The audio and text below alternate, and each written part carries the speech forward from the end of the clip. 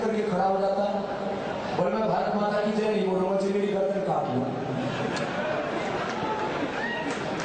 अरे इस देश में कानून है, इज्जत तेरी है कि क्या हम तो लाखों की गर्दन काट सकते हैं, लेकिन हम देश के कानून का सम्मान करते हैं। टोपी खड़ा होकर के, टोपी पहन करके खड़ा हो जाता है, बोले मैं भारत माता की जय नहीं बोलूंगा, मुझे मेरी गर्दन काट लो। अरे इस देश में कानून है, इज्जत तेरी है कि क्या हम तो लाखों की गर्दन काट सकते हैं, लेकिन हम देश के कानून का सम्मान करते हैं। आदमी कहता है कि चाहे मेरा शीश कत्ल कर दो, मैं भारत माता की जय नहीं बोलूंगा। तो मैंने कहा इस देश में कानून का राज है, संविधान का हम आदर करते हैं, नहीं तो एक क्या हम तो सैकड़ों हजारों के शीश कत्ल कर सकते हैं। ऐसे लोगों को थोड़ा शर्म करनी चाहिए, अपने देश की थोड़ी तो इज्जत करनी चाहिए, अपने मातृभूमि के लिए, अपने मादरे वतन के लिए, अपनी जन्मभूमि के लिए इस तरह से बेहुदी बातें नहीं करनी चाहिए। Assalamu alaikum. This question is from a non-Muslim sister. Her name is Apurva and she is a student. Her question is, why are the Muslims not allowed to sing Vande Mataram?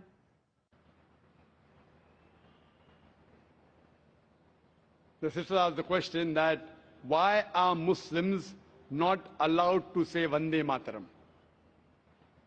Before I give the answer, this is a common question, why are Muslims not allowed to say Vande Mataram, which was even asked in the press conference, beginning of the conference, by the press media. Before answering that, I would like to tell you that even the Hindus, even they should not say Vande Mataram. Because if you know the song written by Bankim Chattopadhyay, Vande Mataram means I bow down to my motherland, Vande Mataram. It occurs thrice in the full song. And as I mentioned earlier, according to the Veda, it's clearly mentioned in Yajurveda, chapter number 32, verse number 3, and Svetasvatara Upanishad, chapter number 4, verse number 19, Na tasya pratima asti. Of that God, there is no pratima, there is no image, there is no photograph, there is no picture, there is no portrait, there is no sculpture, there is no idol. So where is the question of worshipping the land? So any Hindu who has knowledge of his Veda will never agree with Vande Mataram. If he does not know his scripture, he may say it. But if he knows scriptures well, there are 3 lines, 3 stanzas. Whenever it says Vande Mataram, I bow down, I worship to my motherland, he is going against his Veda.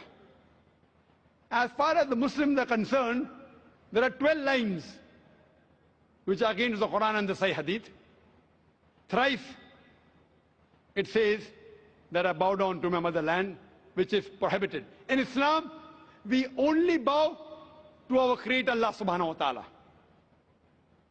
We Muslims, as long as the law of the land does not go against the law of the Creator, we are for the country. We love the country. We want to support the country. We want to upbring the country. If required, for the truth, we are ready to die for the country. But we are not ready to worship the country.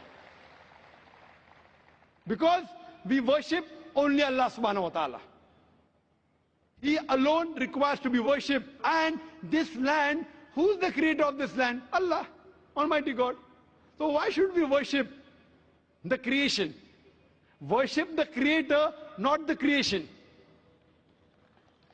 And furthermore, there are stanzas in Vande Mataram talking about divine, giving attributes, talking about Lakshmi, talking about Durga. All these things, they go against the concept of the Quran. That's the reason. And if you go back to history, this became a political issue just a couple of years back. You know, it was written in 1860s or 70s by Bankim Chattopadhyay. It was more of a political motive. And today they want to make a political gimmick, not realizing it is going against their own religion. This song, Vande Mataram, is going against their own religion. So my advice is, not only Muslims, my advice to the Hindus is that even you don't say Vande Mataram.